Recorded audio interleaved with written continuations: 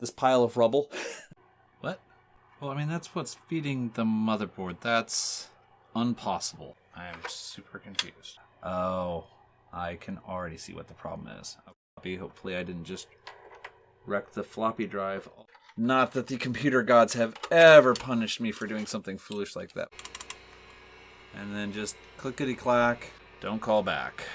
This system has an integrated floppy controller, and this card has a floppy controller on it also. It is just not doing a thing useful. Something else isn't botched. I have video evidence this was working. I'm not even really sure what to try now. What the heck? I should know better. What? Help me sort out my moral conundrum. Customer diagnostic disc.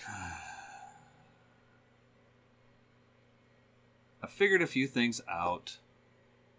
After finding the documentation for this card, I have learned that it was already configured so that its floppy controller was set to the secondary floppy controller address, so it shouldn't interfere with the integrated floppy, which is great, but there's definitely something else fishy going on with this, and my suspicion is that this power supply is about ready to peace out, for lack of a better word.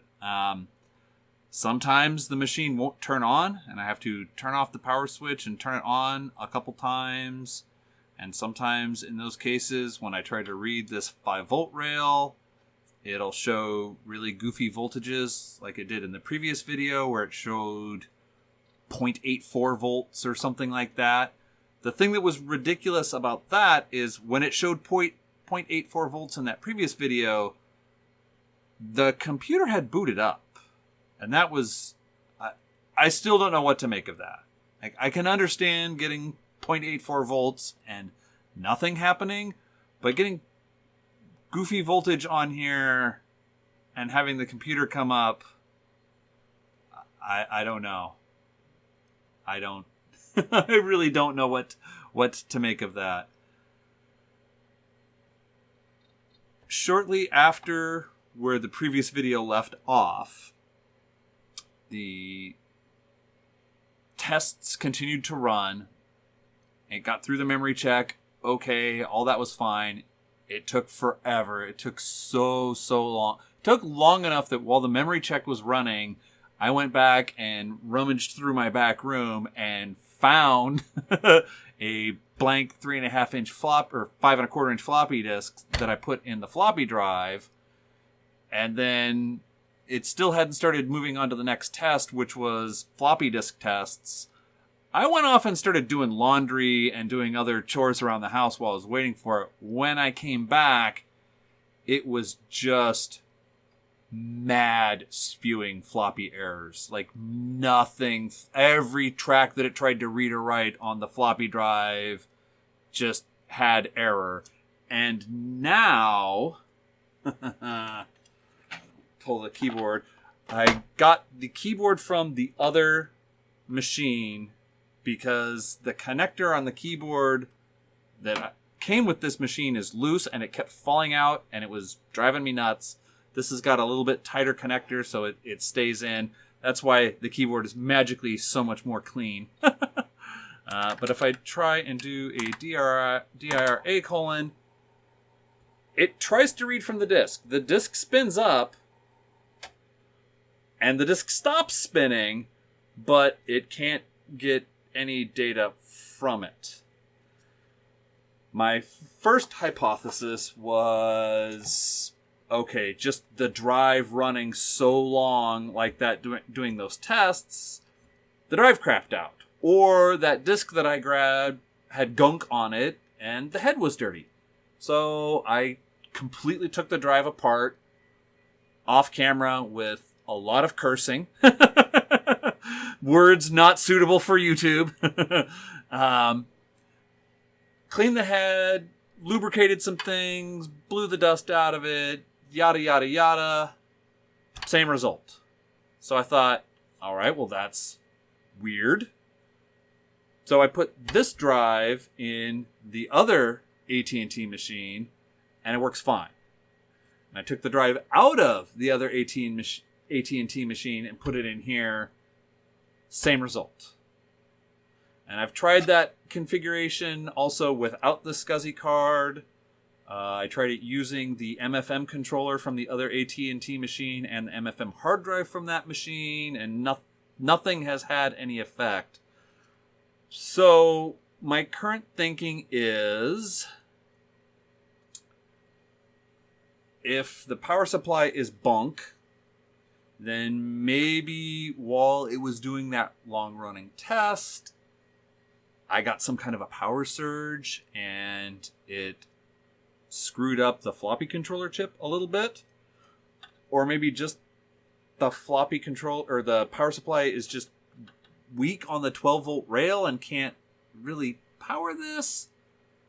But I did try using, I don't know if you may remember from a previous video, I have this extra, little external power connector that's got Molex and SATA on it. I tried using this to power the floppy drive, and that didn't help. So at this point, I don't think the problem is just the power supply. I think the power supply has issues, and that caused something else to fault. But the question is, what is that something else? Now, unfortunately, I dug through the service manual for this machine, and there's a bunch of jumpers for configuring a bunch of things about the operation of the motherboard, but as far as I can tell, there's no way to just disable the floppy controller. So I can't just punt and disable the onboard floppy controller and use the floppy controller on here. If I want to have a floppy drive on this system, which seems like a required feature on a DOS PC of this vintage, I have to get this sorted out. So,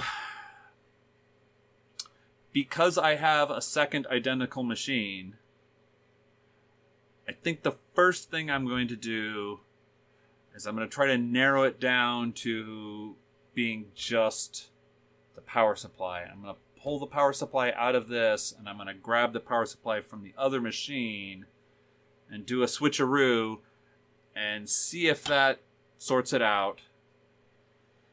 If that doesn't fix it, then I think the next step would probably be, I don't know. I feel like the next step is something I really don't want to do, which is desolder the floppy controller off of here and try to find a replacement. Because unfortunately, the floppy controller is soldered on. A bunch of the other larger chips are in sockets. But on this board, the floppy controller and the CPU, annoyingly, are soldered directly onto the board. And on my other machine, I checked it, and the floppy controller is soldered onto the board. So I can socket both of them and swap them around and see what that tells me. That just feels like a lot of work, and also I'm not super great at soldering and desoldering, so I'm very nervous that I'm just going to make things worse. So I'm going to start with the power supply and hope that's the only problem. Because no matter what, this power supply needs some kind of servicing, and that's another thing I'm not terrific at. While I had the other AT&T machine up on the desk, I tried the color monitor that I also got with this. Sadly, it also has some kind of a fault. It will turn on and the power LED will come on for just an instant, and then that's it. It shuts off. So I'm going to have to definitely seek counsel from other geeks in my area. There are definitely people around here who are far more talented at servicing CRTs than I am, and see if I can get some advice from them on where to proceed with that. But that's like step 238, and I'm on step 46, approximately.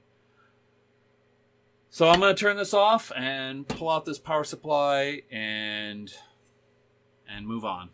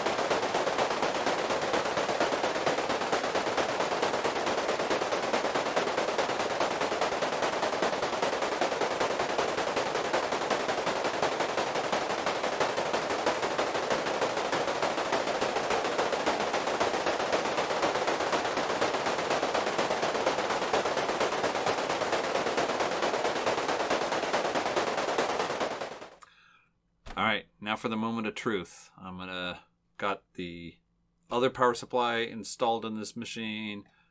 I took out the SCSI card just so that we don't have to wait for the SCSI BIOS to detect drives that aren't there. I'm gonna turn it on and hope that nothing explodes or catches on fire or yeah. Anyway, alright, here we go.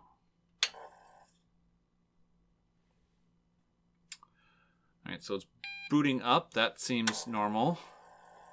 Floppy drive spins up. Good times? No. Bad times. Alright, so this is the same behavior as before.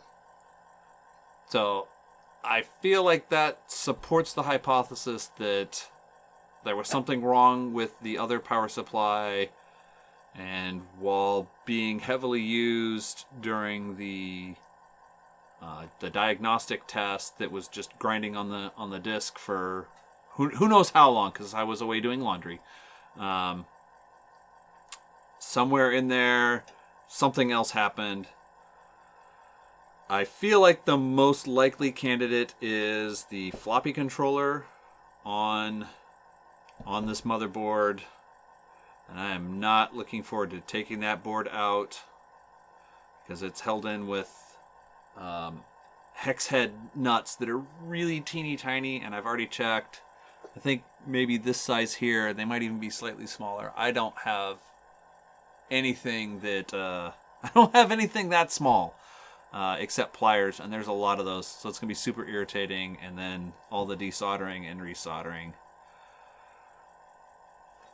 But I think that's the next reasonable thing to try. Boo. I keep noticing little differences between these two systems. So one that's immediately obvious on this side is this is the older one. Oh, well, the one that I acquired first. How about that? And it has 3 of these 16-bit slots, even though there's headers for all 7. Whereas the other board only has 2. And as predicted, I'm not going to take it out yet. This one has the other version of the video board that has the chip at H6, which I'm going to guess is this chip that would be replaced with the blank to disable it. And then flipping around to the other side. So the other board had these irritating little hex head screws that I had to use crummy pliers to get out because the head is so dang small. I don't have anything to work on it. But this one has Phillips heads. Like, these are the only Phillips screws on this whole thing. Everything else is flathead screws. So I'm wondering if someone had serviced this board and at some point and gave whatever the crap was that was on here before the boot and replaced it with something sensible. All right, I'm just going to... Oh, and then the other thing is the CPU is in a socket on this one. And it looks like maybe the... this is going to be the floppy controller chip. So on the other board, which I've already removed, the CPU is not socketed, so much more challenging to upgrade to a V30. Here's the floppy controller. So yeah, that's got to be the floppy controller. So this uses an NEC chip, and then this uses a Rockwell, but they should, I would expect, be compatible with each other. And then I'm sure there's other little differences that I'll notice as I continue to look closely at these. And then, so the other, since I've got them right here, this uses 64K chips, so it's only got what, 256K on the motherboard, whereas this has 64K for bank 0 and then 256K for the other banks. So it does have the full 640K on the motherboard. So I guess I don't understand why this board even exists. It, even with the way that RAM prices were back in the day, it just doesn't seem likely that this whole board would have been cheaper than, 512K of just RAM chips. Because this has 384K on it, and it's on a board with some other stuff. Like, wouldn't it have always just been cheaper to pull these chips off and throw them away or whatever and get the higher density chips? I don't know. Anyway.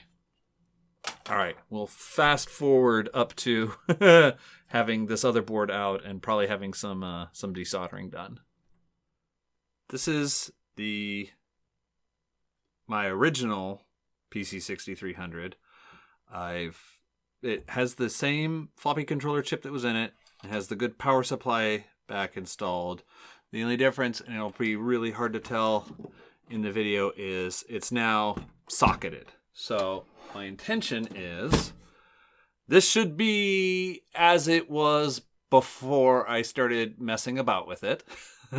So it should still work. I'm going to verify this now. And I'm actually quite nervous.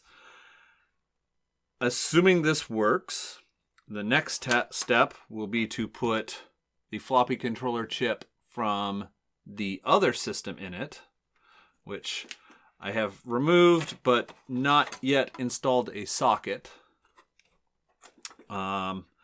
And I think that's going to be annoying because the pins on this are really short. I'm pretty surprised at how short they were. So that's going to be fairly annoying, I think, to try to get that in the socket, but we'll deal with it. Yeah.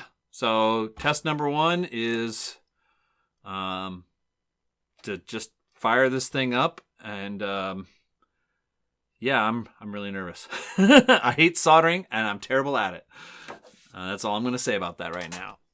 Let's see if I can find the power switch back here. All right. So this has the floppy drive that was originally in the other system, currently installed, and it has that, I don't know, whichever, the DOS 3.2, I think, floppy in there. So it should just come on up and be fine.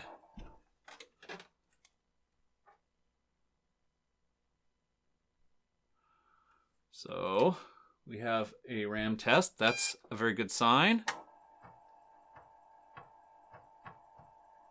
Oh, it's reading from the disk. And it's booting. Great success. Great success. I didn't plug in the keyboard, so I can't go any further. But we don't need to, because I haven't broken anything. You got to take the wins when you can. All right. So I'm going to stop the recording and swap this floppy controller, and we'll come back to it. All right, now I've flip-flopped the floppy controller chips around, and I guess now we'll try again.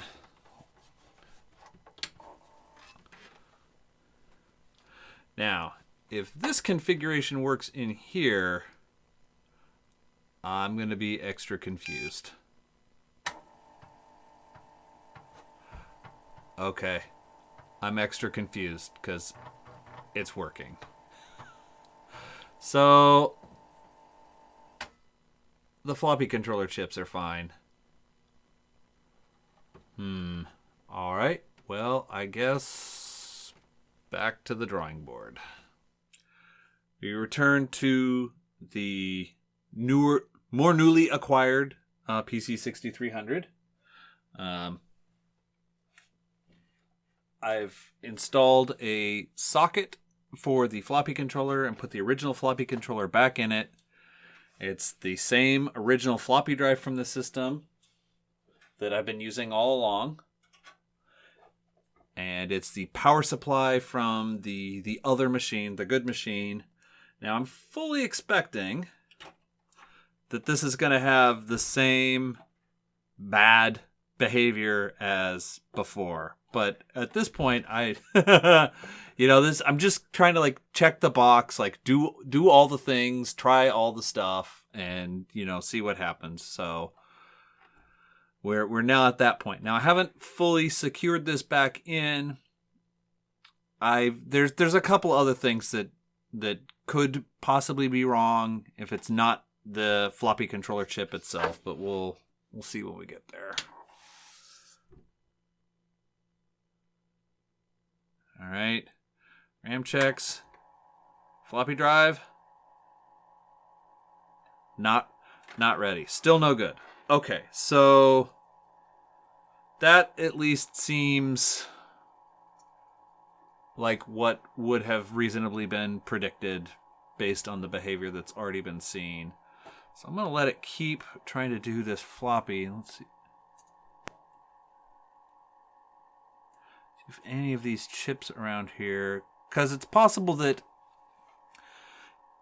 my hypothesis was that there was some sort of a power surge or something, and maybe that fried the floppy controller chip. But maybe it didn't fry the floppy controller chip. Maybe it was some other chip related in the area that's gone amok. I'm not feeling... If one of them had shorted out or something, it would probably get hot.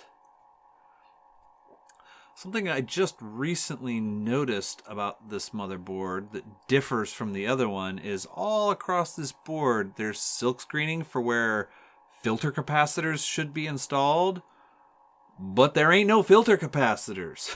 Like not even down here by the RAM chips. That seems very odd to me. I've not seen a motherboard that doesn't even have filter caps by the RAM. Now, the speaker is gone. While I was flopping the board around, it's not secured on this, and the little solder joints broke. So I'll have to replace the speaker somehow. I'm not sure what I'm going to do about that, but that's a low priority problem at this point. But none of these chips feel like they're getting hot. The floppy controller's warming up, as is the CPU and the FPU, but that's kind of to be expected because they're doing stuff. All right, well then, just for completeness, I'm gonna pull the other floppy controller out.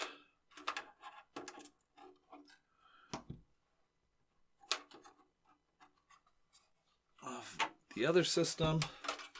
I guess I could have had that ready beforehand. And then pull this out of here. Ooh. Yeah, those short pins, it does not hold on to the socket very well. And yes, I didn't have the right size socket, so I used 2 smaller sockets and just chopped it up. Okay, so that is seated well. All right, let's. Whoops. Okay, all right. Starts up.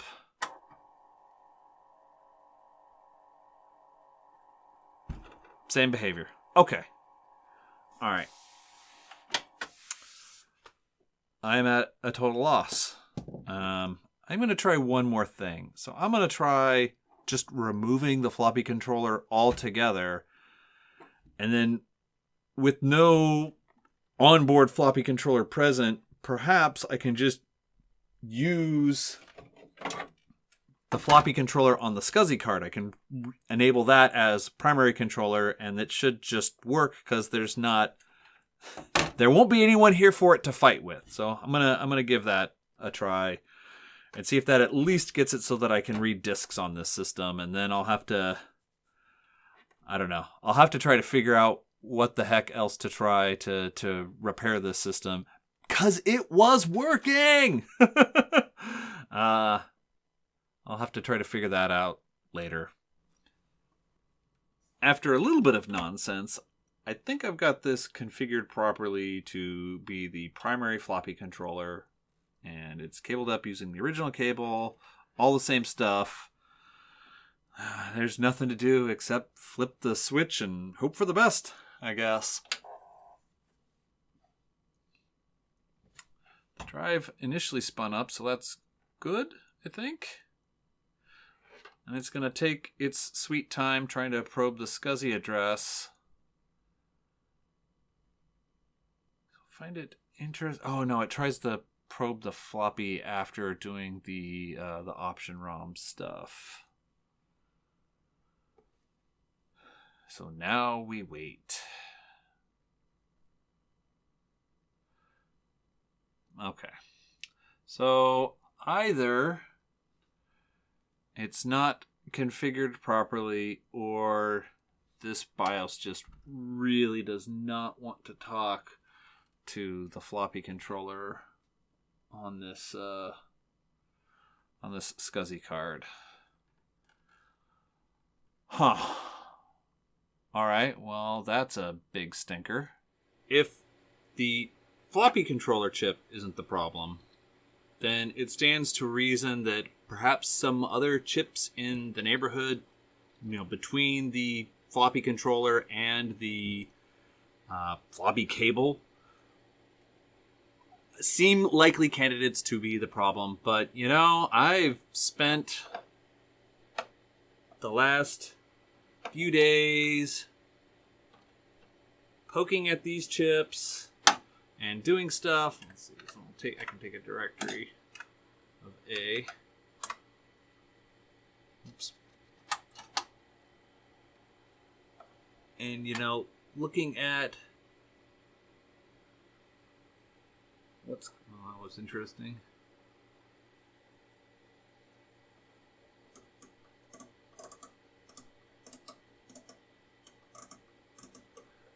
Looking at what's coming off of various chips. Oh, there we go. And I don't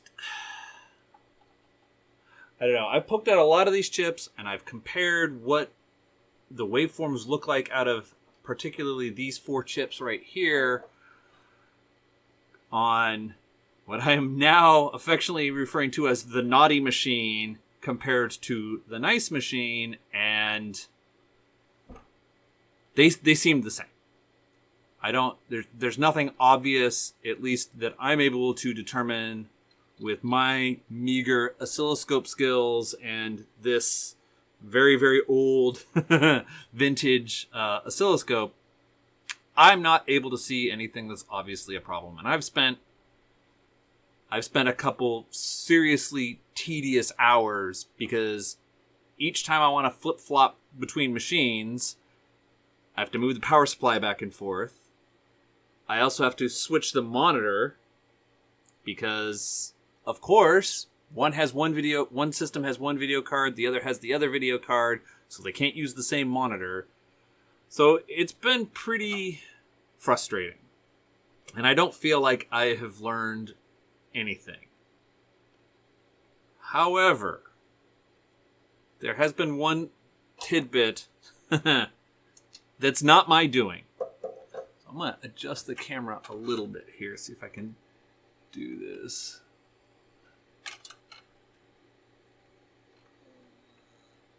Let's see, can I zoom in? It's a little hard because this is upside down for me. So right, I'm pulling a little bit more. So right here in this area, recently, Adrian Black was trying to diagnose very similar floppy kinds of problems on a similar vintage computer, and he tracked it down to a bad Motorola, rebadged, but Motorola underneath, 74LS73. So this computer has been also gradually kind of getting more sick. Occasionally, when I turn it on, it will complain about DMA errors and not post. And occasionally, after it's been on for a while, it'll complain about a RAM parity error. And looking at the problems that Adrian was having, this is starting to smell like the same kind of thing. So my gut is telling me that this is a happy coincidence, and that maybe one of these three 74LS373s has gone bad. I don't have any spares, and I don't think I have. I think I only have one socket. So I think what I'm going to do for now is order some replacement chips and some sockets. And while I wait for those to arrive, I'm going to put this on a shelf, and I will come back to it in the new year when hopefully I'll be able to get it working. But otherwise, I am completely stumped. I am out of ideas, and I want to play with some other toys. So I'm going to wrap it up here. I will probably in January do... I think what I've decided I'm going to do is a series of short videos doing individual upgrades, either on this computer, because I'm going to change out the RAM chips, or on the other 6300 to show how various upgrades would be performed on it, harvesting the parts that I want out of this.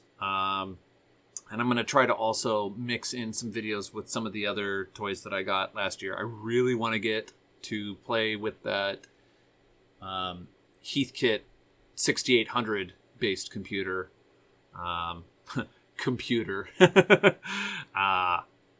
Anyway, I'm going to call it a wrap there, and I'm going to go drink champagne for New Year's Eve. Until the new year, try to remember the good stuff.